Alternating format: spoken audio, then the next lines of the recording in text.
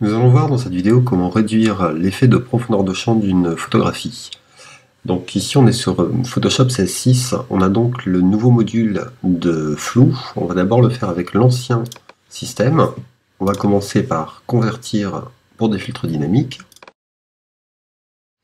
Voilà. On se retrouve donc avec un calque dynamique, ce qui nous permet de travailler sans endommager la photo et de pouvoir revenir en arrière. On va faire un filtre gaussien par exemple.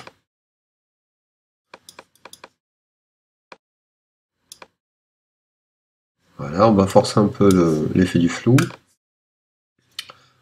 On se place, donc ici on voit qu'on a notre filtre dynamique qui correspond au flou que l'on vient de créer. On se place ici sur le masque de fusion, donc pour rappel un masque de fusion lorsqu'il est blanc laisse passer l'effet du flou gaussien ici en dessous. Lorsqu'il est noir, on va le passer en noir, hop, il ne laisse plus passer l'effet.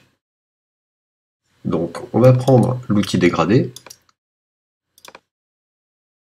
on va choisir du blanc au noir, en mode tube, puisqu'ici on a besoin de faire plutôt une ligne. On va tirer au droit. On voit qu'on est à l'inverse, on a flouté le milieu, donc on appuie sur X, on appuie ici sur les deux petites flèches pour inverser le blanc et le noir, on recommence. On a le flou qui apparaît en haut et en bas, on voit qu'on prend la voiture avec, donc on va tirer un petit peu plus notre dégradé. Voilà, et on va venir avec le crayon protéger la voiture, donc on prend de l'encre noire. On va venir passer ici sur la voiture pour la protéger. On baisse ensuite l'opacité totale du filtre.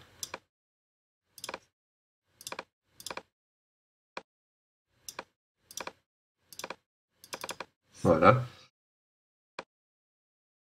Donc on voit que, à l'inverse des précédentes versions ici sur CS6, on est obligé de venir cliquer pour avoir notre opacité. Quand on veut sélectionner le filtre, l'effet flou gaussien, on ne peut pas jouer sur l'opacité.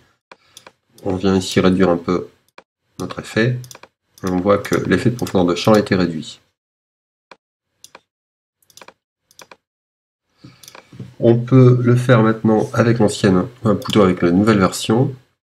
On va revenir sur notre image de départ.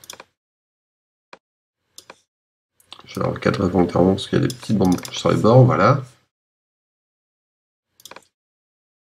Un peu plus, je laisse une bande blanche en bas. Voilà ce qui est fait. On va ici dans filtre aller chercher atténuation flou de profondeur de champ, donc pareil on pourra le faire en dynamique. Ici on va décocher le flou de profondeur de champ qui est coché par défaut et on va venir cocher l'inclinaison décalage.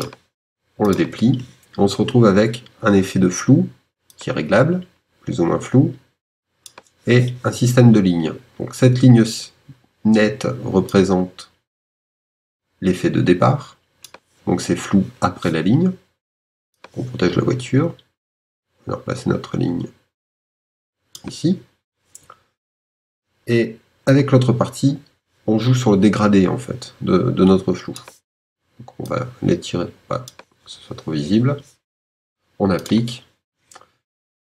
Et on s'aperçoit que l'effet de profondeur de champ réduite fonctionne également. On pourrait également protéger les poussières. On aurait pu travailler ici également en filtre dynamique ou avec un masque de fusion. Et puis venir protéger les poussières. Voilà un peu pour l'effet de réduction de profondeur de champ.